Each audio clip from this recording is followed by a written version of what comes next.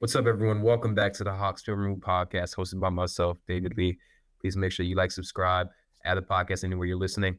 You guys have no idea. Well, I'm sure you do if you're a Hawks fan, how much easier it is to do this type of stuff when we win. And so breaking that 8-game losing streak in such a fashion, which honestly should not have been such a stressful win. The Hawks were in control most of the game. They were leading for about 32 minutes. And then down the stretch, there were some shaky moments. But, I mean, Trae Young had himself a game. He had such a great game that I had to immediately make some Allen Iverson comparisons instead of hopping on the podcast. Um, Lots of interesting things to talk about from last night's game, especially considering Atlanta finally won the three-point battle. Okay, we have. Now, hold on, this is pretty funny. All right, we played 50 games this season. We've only made more threes than our opponents 18 times. Okay, the Hawks have won 23 games, and we're 9-9 in games where we outscore our opponents from the three-point line. Like most NBA teams, your three-point success is pretty indicative of whether you win the game. But for the Hawks in particular, they've been able to supplement being able to, like, getting blasted from the three-point line by scoring in the paint. And this is something we talked about a lot on the podcast. This is a little bit outdated. It's from January 24th, but it's still relatively relevant. At the time, the Hawks were 17-4 when they won the two-point battle. This is from ESPN Analytics, so it's a sort of calculated score based on volume and efficiency. And we're 5-18 at that time when we did it. That's the biggest split on twos in any team in the league. So our success hinges on our two-point scoring more than it does any other team in the league, right? So the Hawks to not only outscore the Pistons from three, but also not have as many offensive rebounds, be pretty equal in free throws, and be outscored a second chance point and still win. It was a really great win for them and not something that they've been able to do consistently. So we'll definitely get into the meat of that. But before, I want to do some quick trade stuff, okay? The Hawks have been relatively active in terms of the stories that I've seen. As it stands right now, Bogdan Bogdanovic is not with the team, and Clint Capella has been listed out for back spasms, I think, the last 3 or so games. I'm fully anticipating that this is Bogi's last game as a Hawk, and that's not based on any intel. It's more so that with the way the Hawks are going, right, Bogi has been a staple for this franchise for a long time. He's been our go-to bench scorer. He's been a calming presence. He's been a guy who comes in and settles the guys down. His age curve is dramatically different from the rest of the roster. He has the knee issues. He's simply not going to be any better than he is right now. And this entire season, he's been unplayable, right? And so I think from the Hawks' perspective, their hope is that maybe they can capitalize on what he showed in the Olympics and what he was last year and try and convince a contender that maybe if they reduce his load, if they load manage his minutes, someone who doesn't rely on his scoring as directly as the Hawks, he can be an effective player. And I do think in a reduced role where he's not having to create offense for everyone else, he'll still be really effective. He's still a great standstill shooter. And so here's some of the intel that's happened. So Jake Fisher, who I've seen him in the reporter's room for the Hawks, so I know he's likely to have sources, and this particular version of the front office has not let stories leak as much as the previous iteration. So I would say a lot of this, I don't know how much of it is directly attributed to a source, but according to Jake, that there is a chance that there could be a deal done with Ingram coming to Atlanta. Bogi has been sent home, no longer with the team. We know that from the injury report. He said it's very likely that he's played his last game as a Hawk, and then that Clint Capella and DeAndre Hunter are very strong trade candidates. And then teams are calling about Larry Nance, but the Hawks plan to extend him, and he said that he's a locker room favorite. I think I said this on the pod, but during media day, I could immediately tell that Larry Nance was going to be like a staple in the locker room, someone who was going to bring guys together, be a vocal leader.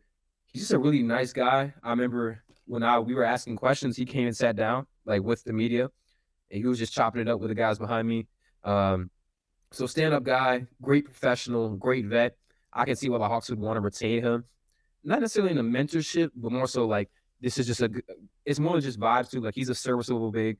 There's been times where the Hawks have overextended him, but especially when his hand isn't hurt, I mean, he can step in and give you minutes, and he's pretty stable there, right? So I can understand why they want to re-sign him, and it would probably be on a cheaper deal than you trying to go acquire another third or fourth big. I don't think that means they won't listen to any calls on him. I think that's what Jake said as well, but they're not going to say no to a deal that's going to help extend their long-term plan just because Larry Nance is in the deal. I don't necessarily believe that. another interesting report, DeAndre Hunter is coveted by the Cavs. So this is coming from, I think Cavs, it's either Cavs reporter or Mike Scotto. Yeah, Mike A. Scotto saying that the Cavs are showing interest in DeAndre Hunter. The Hawks have explored the trade market on veterans Clint Capella and Bogdan Bogdanovic. I think we're all pretty much anticipating that they'll be moved. But Hawks for DeAndre Hunter has also drawn trade interest from the Cleveland Cavaliers.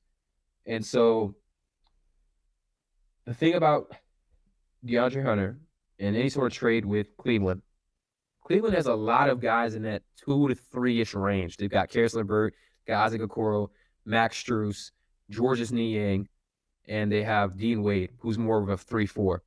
All those guys sort of slot in and out of that 5th spot for them in their lineups. Sam Merrill as well. None of those guys are going to be impact guys for the Hawks in return, right? So if you're getting any combo of Okoro, LeVert, Niang, Merrill, Strus, those 5 guys aren't moving the needle right now or down the line.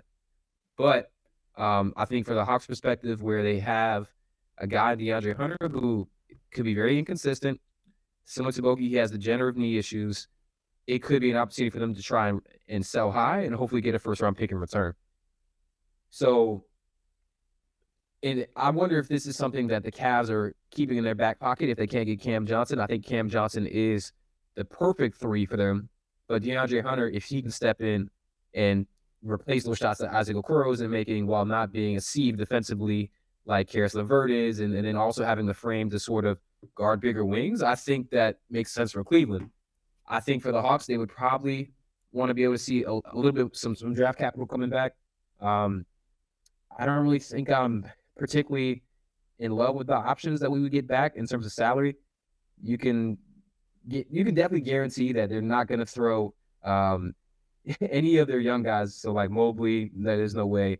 Guys like that. It would very likely be guys that do not have that aren't in their long-term plans, of course. And I also think that they may be interested in someone like Larry Nance or possibly Clint Capella because their current backup big is Tristan Thompson in 2025.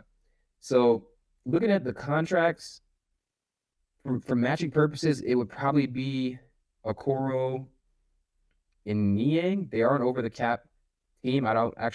They might be over I don't think they're over the second apron, but I'm pretty sure they're over the first apron. So they can still aggregate salaries, which is good. It would make it a lot easier. Trying to pull up the trade machine now. 1 second. Yeah. So looking at it, Hunter makes about $20 million a year, $21 million, and Cleveland is we're a first apron, which means we're hard capped, and Cleveland is not, they're like below the first apron. So let's say it's Niang and Okoro. You could send both of those guys, and that trade would pass. I think you could throw Dean Wade in there. I think they value Dean Wade a lot more than you'd have to be Wade in another salary. So a Jalen Tyson or a Craig Porter Jr. if you want to get Dean Wade in there alongside Isaac Okoro. Isaac Okoro is from Atlanta, and so actually one of my friends went to church with him. So that'd be a cool little homecoming, but I don't think he's the type, like, if people are frustrated with Hunter's offensive inconsistency, I think the type of player that Isaac Okoro is in terms of his archetype, like he's a very defensive heavy guy, but he hasn't really shown any semblance of offensive skill. His 3-point shooting has gotten better, but it's not on volume, so teams don't really treat him like he can shoot. So generally, I would want to stay away from Cleveland unless we could pull in a third team. I'm not really sure what that deal would look like, but the way Hunter is playing, I don't think the Hawks can be particularly picky. This is probably their last chance to get some sort of consequential draft capital back. Cleveland has control over their own first in 26 and 28. They've got their own first in 30 and 31. So they only have 5 firsts, and the other one is the Utah's pick in 28. So you'd probably want to see if you get a 2030 first or a 28 first. 28 would make me nervous. 30 would be best. That still allows Cleveland to keep their 31. If that's in there, if we get a 2030 first, I think that's a consequential trade, please. But then you still run the risk of Evan Mobley being so young. So personally, unless you can bring in a third team, I'm not super psyched to trade with Cleveland. As far as Bogi and Clint, one of the biggest dominoes in the trade scenario right now, of course, is Kevin Durant. So Kevin Durant's name has recently been thrown around a ton, and Golden State has been linked to them, which, by the way, Golden State is doing exactly what the Hawks don't need to do. That's trying to contend when you're not ready, okay? And that Golden State roster is not a Kevin Durant away from being a playoff contender. The West is already brutal. And when you're on the outside looking in already, and you have a guy like Steph Curry, you're trying to maximize the years he has left. I understand the pressure, but they're going to really hurt themselves if they trade away guys. I don't think their young guys are super consequential in terms of like these guys are going to change your franchise. But I think giving up any sort of pick equity or some of the young guys that I think still have a little bit untapped, like a Moses Moody, Jonathan Kuminga to some extent, could be really damaging to their future. I think if that deal does not go through in terms of a Kevin Durant, Jimmy Butler, they miss out on both of those guys. Does Golden State pivot to Ingram, or do they pivot to a Bogi and a Clint? That could be a feasible thing as well. And then that I think in that scenario, I'd want to get Kuminga and or Moody, possibly some draft compensation, and I'd be pretty satisfied if you can get one of Kuminga or Moody. I'm not super high on Jonathan Kuminga, but I think I like the Hawks' bets on wings and just size and athleticism. He definitely checks all those categories. I don't know if he has Hawks DNA because he doesn't read and react super quickly, but I think that, we're seeing DeAndre Hunter sort of picking up on those reads a little bit more. And of course, Kuminga's coming from the Warriors system. He hasn't necessarily, I wouldn't say he's shined or like developed massively as a playmaker, but I think when you get a guy from a system like Golden State where they put heavy emphasis on ball movement, it's going to be a little bit easier to get him acclimated to doing that a bit more often. So I think a Kuminga, a Moody, I could be intrigued in. I'm not a big fan of Pods. Those are really the only guys that sort of move the needle for me. And then Bogi to Denver has been floating around a bit. I think with the way Denver is playing, it's less likely. They definitely would benefit from having his scoring off the bench, but I don't really know what they would give us that would move the needle for Atlanta. And that team in particular has severe. I'm pretty sure they don't have a ton of picks. I want to say they have a lot more of the picks than I thought. They have the 25, the 26, the 27. But of course that roster has Nikola Jokic on it.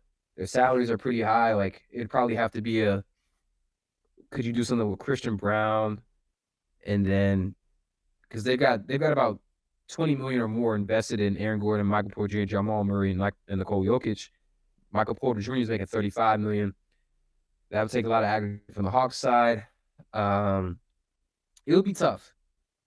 I think Michael Porter Jr. has been playing a little bit closer up to his contract value as of late, but I'm still not ecstatic at putting that much money into a single player. You could do DeAndre Hunter and Larry Nance Jr., which would give the Nuggets a little bit more insurance from when Jokic is off the floor, and then Hunter, of course, is that scoring punch that kind of replaces MJ as a big wing. They could explore that. You could take Hunter out of that and put Bogi in that trade, and then you probably have to throw in another salary like maybe a David Roddy or Garrison Matthews, possibly. But at this point, I mean, it feels like the Hawks need Garrison badly. But you could throw in a Roddy or a Garrison, and then you can make the salaries work with Bogi and Larry. But Capella just makes a little bit too much money. But both Clint and Larry are expiring, so that does make them a little bit more attractive to contenders. At the end of the day, I think the Hawks do something, okay? If I had to rank guys in terms of likeliness to be traded, I think Bogi's number one. And then I'm kind of split between Clint and DeAndre Hunter. Clint has always been in trade talks. It's getting to the point where, like the John Collins stuff, where he was in trade talks for 3 straight seasons. But I think if it was, I'd probably say Clint and then Dre at this point, with the injuries the Hawks have and just the sort of transition they're making to younger, more versatile talent. I can definitely say that this may be finally the year where they move on from Clint Capella and Bogdan Bogdanovic. Okay. With that out of the way, let's look at Trae Young's game last night. like I said, he had himself a night. I tweeted that he had his Iverson moment, game winner, with 1 second on the clock, fired a shot, knocked it down, stepped over Malik Beasley. A really, really electric moment. Like you could see the energy just drain out of the Little Caesars Arena.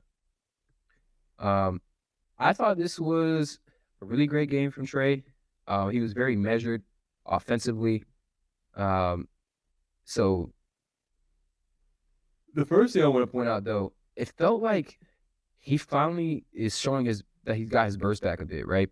So here, I love when he pulls out this hesitation move. So Cade is matched up against Vit here, but he wants to show on Trae's drive, so the hesitation freezes him. He allows for him to clear out, and then it's just a burst by Tim Hardaway straight to the rim. It didn't feel like he could tap into this as much earlier in the season, especially when he was dealing with the Achilles.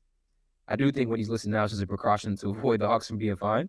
But he was very good getting to the rim last night. Oh, I forgot to mention, too, this was maybe one of the worst officiated games, or at least the most overly officiated games of the season. They combined to commit 52 fouls, 17 shooting fouls for Atlanta, 15 shooting fouls on Detroit. Atlanta had 3 and 1s. Detroit had 4. There were 2 technical fouls called and a flagrant foul. So both teams had a free throw rate of nearly 50%. Atlanta 48%, Detroit 45%. In the fourth quarter, they were pretty much even, but Atlanta was able to draw a lot more shooting fouls, and that's a testament to Trae Young, of course. They ended up finishing the fourth quarter with 5 shooting fouls drawn. But by the time Detroit was getting fouled, I mean, they were in the bonus. So, but I also tweeted that I think Trae's floater is coming back. So this is the signature shot, of course, and he struggled uncharacteristically this season on it. At some point, he was below 40% on these looks. For his career, he's hovered around like 45, 46% of really good volume. But it's going back to last year, he hasn't been anywhere near the league leaders, which we're accustomed to seeing him in this area. I think just some of it was him missing, but I think he's also learning how to operate with a bit more cramped spacing, and he's picking and choosing his spots a bit better. And it's just looked better coming out of his hands as of late. This is just some nice traffic here that just gets Isaiah Stewart caught up, so he can't navigate the Trae. So it's just it essentially would have been a Spain pick and roll, but Gary ghosts it. He just gets in Stewart's way, and with Malik Beasley trailing, that's an easy shot for Trae. Neither of them are really committed to defending him. Isaiah Stewart just kind of has his arm out. Here's his third floater that he made this game. Here comes it. It was going to be a screen from Vit. He ends up not actually setting it. You see that same hesitation move, which freezes Cade. So this is a nice way to try and get Cade to say, oh, is he going to pitch this back? And then as soon as Cade commits, shifts his weight to going back to Vit Krejci, then look where Trae goes. So really great way to attack and use pace to change up the way the defenses are playing him. Cade, he's in position to help, but he's like, okay, he could throw this pass back from the way he just slowed up. He shifts his weight to the right, and then Trae bursts to the basket. Off the glass. Nice shot. The step back shooting was hitting last night. I think he finished 4 for 8 from 3. So here he is against Marcus Sasser. Just a quick snatch back on the hash, creates space, rises, knocks it down. He hit multiple stepbacks this game, including the game winner. So here he is matched up against Asar Thompson. Drives on Asar. Slight little push off. Asar can't recover. Knocks it down. This corner three, actually was this, I think it was, the corner three first. He got the shot off really, really quickly. So here, Pistons put 2 on the ball. Hands are high from Duran because he knows that Dyson is lifting. Trae throws the ball behind his back. Dyson gets it. Trae's going to relocate to the corner here. Asar has sort of lost sight on him. And so when this pass comes, Trae has... Asar Thompson is a ridiculously twitchy athlete with a crazy wingspan, okay? Trae only has so much time to get this shot off, and he gets it off over Asar here. Oh, shoot. Sorry about that. Yeah, he gets it off over Asar here. Quick release. I think he shoots it quickest. He shoots it his quickest in the corner, which makes sense. Like outside of that three that we saw against Indiana, he only has so much space because he's so short. So if he gets it off quickly, then no one can affect it. Shoots quickly, boom, knocks it down. Steers at Isaiah Stewart. Isaiah Stewart tells him to run to the floor. That was a nice moment. Look at Isaiah Stewart right here. I love the antics. And then with 2 minutes left, Hawks are down 2. High pick and roll from Onyeka here. Asar gets caught up on the screen, falls down. Duren, who honestly, like I've talked about it, like the perception between his defense and his size is pretty funny. Like he's not very adept at pick and roll defense, right? So he's trying to contain Trae, but his hands are by his side. So this is just too much space for Trae. He steps into the shot. Duren can't do anything about it. Boom, huge shot. Hawks go up 1. And then, of course, the shot that sealed the game. Trae Young has 3 game winners this season. So that's shots that makes that take the lead with less than 10 seconds on the shot clock in games that those players won. He has 3. He's 3 or 4 on the season. The only other player with multiple game winners this season is Jason Tatum. Trae Young is also first in clutch points.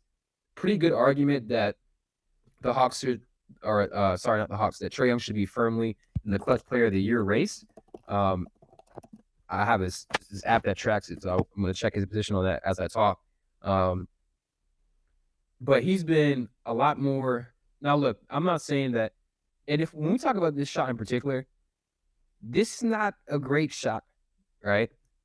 This is a shot where he held the ball for 20 seconds and went one-on-one against Malik Beasley, who Malik Beasley is not a great defender. But at 3 seconds on the shot, when I saw this, if he would have froze it here and told me that the Hawks won the game, I would have been shocked. And that's not because I'm doubting Trae, but it's just like the lack of time, the stagnant nature of the set, and the position that Trae was in.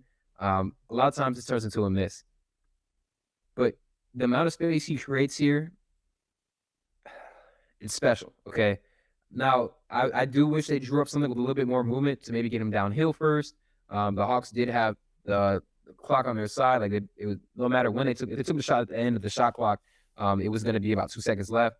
I would have liked to see some movement. We've seen them do drag screens in these scenarios where DeAndre Hunter will come and set a ghost screen, which then can create some confusion and get Trae open.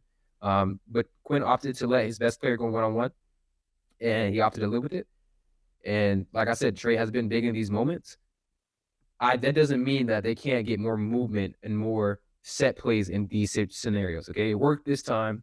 I would like to see them have a little bit more movement in these scenarios. But again, when you have a special player, they make special shots. The Pistons broadcast, when I went back to download this clip, they said Trae Young has been a monster, and that's what he did. Like, he terrorized the city in that fourth quarter. He had 17 points against the free throw line, hit the game winner, of course. Big game from Trae Young, and another good reminder of why he should be in that clutch player of the year race. I think when I checked earlier in the season, DeAndre Hunter was pretty high on this. He's missed a couple shots. But according to Unpredictable, which is one of my favorite NBA sites, they have really cool stats on there. But here's their clutch player of the year tracker, right? So this right here is the sort of like clutch win probability added. So this is based on how much are you contributing to your team's chance to win in the clutch based on how much the win probability changes on the way that you are impacting them from shot making or when you're drawing fouls, whatever it may be, right? So you can see that Trae Young is 9th or 8th in this metric, and he's driving a lot of that from the assists, right? So like he's at 5.16, which I'm pretty sure is first among these players, right? So yeah. So he's adding a ton of win probability from his playmaking, but he's also adding a lot of win probability from his field goal making, his field goal shooting, where he's 8th in that metric as well. So I think it's a pretty good case for him being clutch player of the year. Will be a nice accolade for the Hawks to pick up, seeing that he, of course, missed out on an All-Star. And I think, and I was thinking about this like when the Luka trade happened, like, is Luka the type of guy that I would want to be sort of reminded that, like, or sort of like jaded, right? You know, like, I'm sure that Luka's going to approach what the Mavericks did to him as an indictment on the way he plays, his conditioning, his approach to the game. And if he's a great player, which he is, and he has a great mentality, then he's going to fix that. And he's going to be driven by that. And I think that's the same thing for Trae Young, where like all these snubs do nothing but motivate him. And I don't think he's necessarily driven by making the All-Star game, but it's just more so like people don't recognize or appreciate my game. So I just have to be even better, if that's even possible, right? So I think hopefully like his reaction isn't, or I believe that his reaction is going to be, well, I'll just be better than you could ever imagine, right? I'll just dominate for the rest of the season, which he's been doing. I'm going to finish off with talking about Dyson Daniels. I tweeted during the game, I'm watching Australian Dwayne Wade. That was sparked by what I saw from him in the second quarter, where he was incredible. And he was also incredible in the third quarter. I can't really recall the last time I saw a guy this adept defensively. He held Cade Cunningham, who had a really great game against him. He held Cade. Yes, I know the box score says 30 points. He went 8 for 23. And he also went 13 of 13 at the free throw line. Not all of these shots were made on Dyson, of course. And Cade is still a great player, so he's going to get to his spots in some instances. But to me,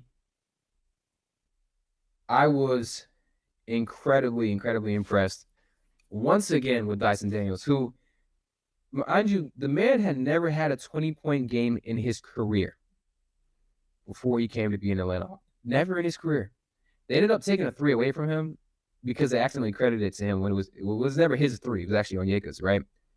But since in the month of January, he has scored 20 points, 1, 2, 3, and essentially, and 4 times. Actually, I think that was February 1st against Indiana. But he scored more. He's been incredibly prolific offensively, very aggressive.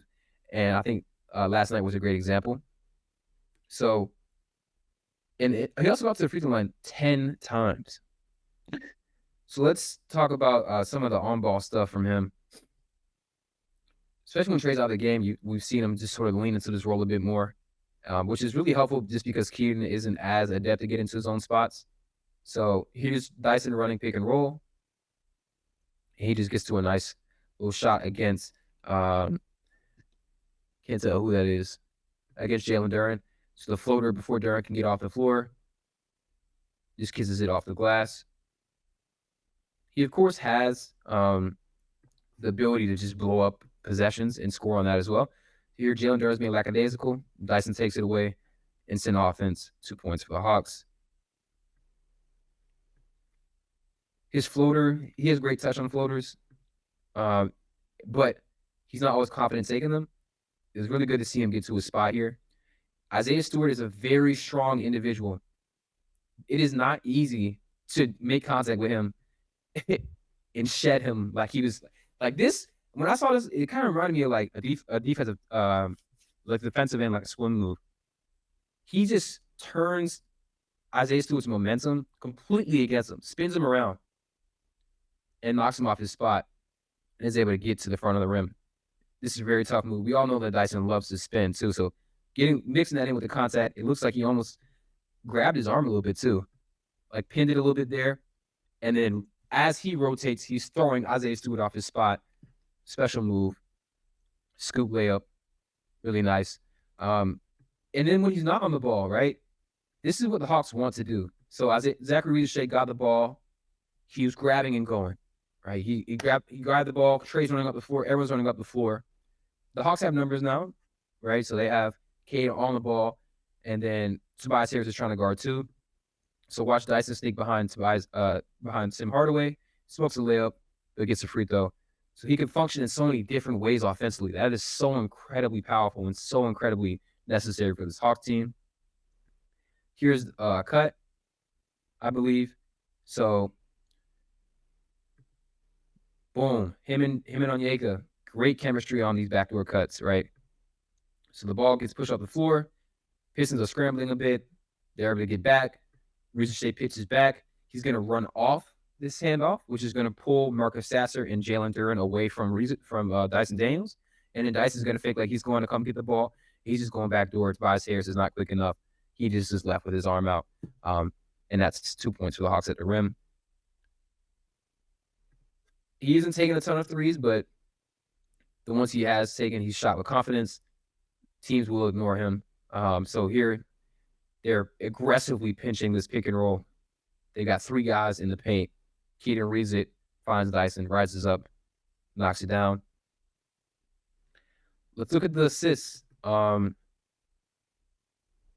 This is like a textbook 3-man weave in transition. So Duran misses the layup. Hawks are often running, pushing off of rebounds. Huge principle for them. Immediately they have numbers. Marcus Sasser decides to go for, he's just behind the play here. Asar went for the offensive rebound, but DeAndre Hunter and Zach Ricochet took off.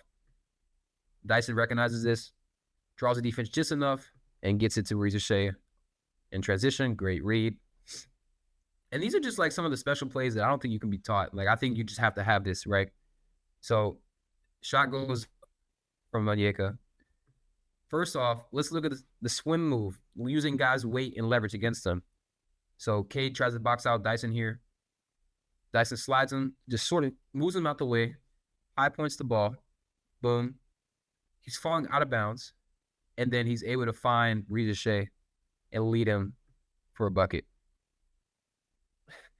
He's just like, he's an extra possession generator in so many different ways. I think this pass right here, if you watch it, I wish I could do slow-mo in this viewer. I think this is a no look, or at the very least, a look away, right? So you're going to watch Isaiah Stewart here. Now, typically, of course, on a pick and roll, you're going to have one of the low men, typically the one that's on the side that the ball is away from. So right here, Isaiah Stewart is the way from the play low man, right? When Barlow gets out of this screen, Isaiah Stewart's job is to make sure that the paint is protected. From my vantage point here, it looks like Dyson is looking at Don Barlow and fires the pass to Larry Nance, right? Boom. Right to the shooter's pocket. And you can tell kind of from the way that Isaiah Stewart is playing this that he's anticipating this pass going over the top as opposed to that skip pass to the corner. He slides over just enough. And look at the velocity on that pass from Dyson. Like, that's a fastball, but it's right into the shooter's pocket. It beats the defender there, gets enough space from Nance. He knocks it down. This is a transition read, so just understanding where Vit likes to get his shot off. So the Hawks actually don't have numbers here. This is just bad transition defense from Detroit. Everyone goes to the paint. I think Asar and Duran they're just wired to do that. And so because of that, and the fact that Dyson was able to sort of weave his way through that, he sees an opening. No one picked up Vit Krejci. Vit steps into it, knocks it down, who's quietly been pretty good over the last couple of games offensively. And then this is just a really easy, simple zone read from him. I don't know what the Pistons are doing. I don't know why Cade is so high. And then he just puts Tobias Harris in a bad position. Duran's also super high. This is garbage defense, honestly. Like, this is really bad. But Dyson takes advantage of it. And then before we get to the defense, I want to talk about the rim pressure. In the second quarter, he was really able to get whatever he wanted at the rim. In the third quarter, he was able to force a ton of pressure, which caused him to go to the free throw line a ton. He was supposed to bang this, but he just rejects the screen here. He just rips through here. While the Hawks have some interesting off-ball action here. So this is Trae and Dre sort of entangled off ball, and then Dre's running off this screen from Onyeka. And with that happening, Dyson knows that Duran is up the floor. He's their only semblance of rim protection, so he rips through. He knows that he's going to be able to beat him to the spot. And he ends up getting pushed by Tim Hardaway and goes to the free throw line. I would love the power here, though. Like, look, this was supposed to be a powerful dunk. Like, that ball goes flying. So great aggression. Here in the third, he's going to attack the paint here out of this handoff setup from Onyeka. Just attack Tobias Harris. He can't move quick enough. Spins off of him again, using that leverage. Isn't able to convert, but gets a free throw. Third quarter again, so he's in this action with Trae. Trae flips it back to him. Boom. Jab. Pump fake. He's going to drive. Behind the back. Asar slips. That's not easy to do. Ends up fouling him. It's not easy to shift the Thompson twin, but very fluid behind the back there from Dyson, gets to his right hand and throws the SAR off balance and then draws a foul. This is we're getting into the point where as the offensive consistency is building, I've already said that I think he could be one of the most valuable stars in the NBA, but we're getting very close to like fringe star level impact with the way that he's able to sustain the defense. And if he can do all this other tertiary stuff with the playmaking, the passing, we're looking at easily one of the best starters in the NBA, like Derek White level starter, fringe all-star. Is honestly like where I think his trajectory is at the age. Like, again, the dude is just 21. Actually, he might just turn 22. I'm pretty sure he's 21. So he was just abusing Tim Hardaway. Tight cross here. Tim is out of position. Like, he was getting abused. Fouls here. Dyson just misses it. Like, all his laces were just a little bit too long or just a little bit off. Now, I just got a couple defensive clips for you all. I got to start with the block, man. I'm sorry. This block, it's LeBron-esque. And I'm not super into a hyperbole, but I just want you to watch as Dyson sizes up Tobias Harris. This is a premeditated absolute erasure at the rim, okay? Dyson is step for step with Tobias Harris here. His eyes never leave Tobias. Like, he's acting lackadaisical. He's lulling Tobias Harris into a false sense of security so he can throw up a weak layup and get his shot absolutely destroyed, right? So here goes Tobias. He pushes off on Onyeka. And he's going to go up. He creates space here. So space is created. And here comes Dyson Daniels flying out of nowhere. Let me go back. Watch him run him down. He's matching his steps and just completely destroys the shot, like decimates it. And he hits it hard enough to where, like, there's no way that any Piston was going to be able to recover this. This is, and I'm pretty sure he might have just turned the ball over. Like, I've said this a lot. He does not like making mistakes, and he always makes up for them. And that's an emphatic way to make up or even just protect. I don't want to, I can't really remember if he turned the ball over or not, but that's an emphatic way to protect the rim from your guard. Special stuff. On the lob here, watch this. Dyson actually isn't even the low man to start this possession off, right? So the Hawks were showing a lot of defensive attention to Cade Cunningham, particularly when Dyson wasn't on the ball. So here they're showing too, when the ball gets ran to the short roll, gets passed to the short roll, Ricochet is coming up quickly to meet him. Like, the Hawks have been among the best teams in the league at defending rollers, and that's because they're very aggressive at tagging. And here's how Dyson can make this work. As soon as Ricochet moves from that low man position, Dyson just seamlessly switches down and he breaks up that lob. Great timing, but also just great awareness of where he needs to be. So he's like, look, Ricochet, you need to come to the middle. They're going to hit that short roll, and then I'm going to slide down, and I'm going to protect the rim to the best of my ability, which he does with his right hand. And then the Hawks are off and running. We showed this handoff clip already. Here's a help side block, so Malik Beasley killed us all night, but I trust Dyson to be able to make this recovery. Cade wants to take advantage of Keaton's lack of size against him. One dribble, spins. At this point, he's lost visibility of Dyson. He has no idea where he is. If you can't see where Dyson Daniels is, the chances are he's behind you, and he's going to take the ball away from you. And that's exactly what happens to Cade here. Gets it blocked, not once, but twice, and then saves it to his teammate. Like, come on, man. Like, this kid is so special. I feel blessed to be able to have him on my team.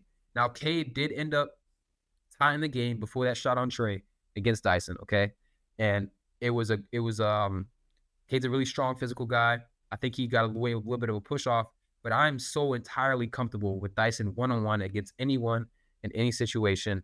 Of course, like, let me not exaggerate. Not against like a Jokic or Giannis, of course, but anyone that's relatively in his weight class at his position, I'm comfortable with him one-on-one. Here's why. Late game situation, Dyson stays home. Boom, boom, tween. Stands him up, takes the ball away. Just a really great job to stay down, eat the contact, and then as soon as he syncs up Cade's dribbles, times the dig perfectly, and taps it to where Trae can get it. Special defender, and a special young guy who I think can be more than just a special defender one day. And as he continues to get this increased usage, show the aggression, and if he can get to the rim a little bit more, put on strength so he can finish through contact. We're going to have some very uncomfortable conversations pretty soon about Dyson Daniels. Some other guys that I don't have clips for, unfortunately, but I do want to shout out because they had themselves a game. Ricochet, and I said this during the game as well, he might be the only rookie in his class that's scaling up his game on the road. So last 3 games, 17 points, 3 rebounds, 2 assists. Against Indiana, 17, 5, and 2. Cleveland, 31, 80% from the field. On this road trip, he's been phenomenal. He has shot he's shot nearly 50% from 3, or a little bit above 50% from 3 over that stretch. His size and all that is super valuable for the Hawks. I feel like sometimes, though, he ended up playing just 3 minutes in the fourth quarter. It would have been nice to see him get some more run. He did end up getting knocked out the air and landed on his tailbone. And in general, we've seen the Hawks be a little bit cautious with his minutes. He is coming back from the abductor strain. Hopefully, as the season goes on, he gets more extended run in the fourth quarter. I think those high leverage reps are going to be really important for him. But the other big thing is he hit 5 or 6 from the free throw line. So his free throw shooting has been a little bit inconsistent. He hit both his shots after he got hit, knocked out the air and hit his tailbone. So that was good to see. Larry Nance, 12, 10, and 2. I still think the hand is bothering him. Trae had a nasty pass, a ridiculous behind the back pass to him that he ended up smoking. I think the hand is giving him some problems still. But on the glass, he was pretty big. 2 offensive rebounds. Vit Krejci hit some timely shots. 13 points, 4 rebounds, 2 assists, 2 stocks, 5 of 9 from the field, 3 of 6 from 3. It's particularly when Garrison Matthews isn't hitting. Vit Krejci needs to step up for us to have a chance offensively, and he's been doing that consistently. And then DeAndre Hunter had a very rare game. 20 points in 30 minutes, 0 rebounds, 0 assists, 0 steals, 0 blocks, 4 fouls, 0 turnovers though. So he wasn't doing anything to really destroy the team in terms of like turning the ball over. But it's pretty hard to play 30 minutes as a 6'8" player and not get a single rebound.